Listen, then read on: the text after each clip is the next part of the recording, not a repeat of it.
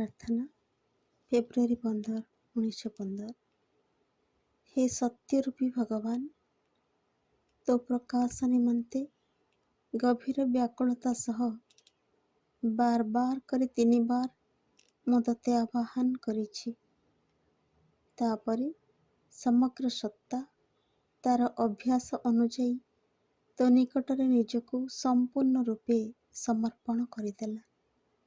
ସେତେବେଳେ ଦେଖିଲି ବ୍ୟଷ୍ଟିଗତ ମନୋମୟ, ପ୍ରାଣମୟ ଓ ଅନ୍ନମୟ ସତ୍ତା ଯେପରି ଧୂଳିରେ ଆବୃତ ହୋଇଛି ଏବଂ ସେହି ସତ୍ତା ତୋ ସମ୍ମୁଖରେ ଆନତ ହୋଇ ଭୂମି ଉପରେ ମସ୍ତକ ରଖି ଧୂଳି ଧୂସରିତ ହୋଇ କରୁଣ ଭାବେ ତୋତେ ପ୍ରାର୍ଥନା କଲା।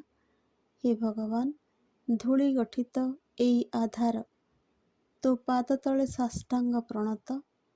ସେ ପ୍ରାର୍ଥନା କରେ ସତ୍ୟାଗ୍ନିରେ ସେ ଯେପରି ପୂର୍ଣ୍ଣ ଭାବେ ପ୍ରଜ୍ୱଳିତ ହୋଇ ଉଠେ ଏବଂ ଏକମାତ୍ର ତୋତେ ହିଁ ପ୍ରକାଶ କରିପାରେ। ତାପରେ ତୁ ତାକୁ କହିଲୁ, ଉଠ, ଛିଡ଼ା ହୁଅ, ସମସ୍ତ ପ୍ରକାର ଧୂଳିରୁ ତୁ ମୁକ୍ତ।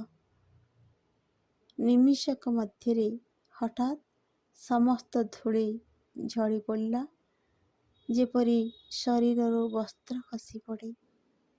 ତାପରେ ଆଧାର ହେଲା ସମୁନ୍ନତ କିନ୍ତୁ ସେହିପରି ବସ୍ତୁମୟ ଅଥଚ ପ୍ରଖର ଜ୍ୟୋତିର୍ମୟ।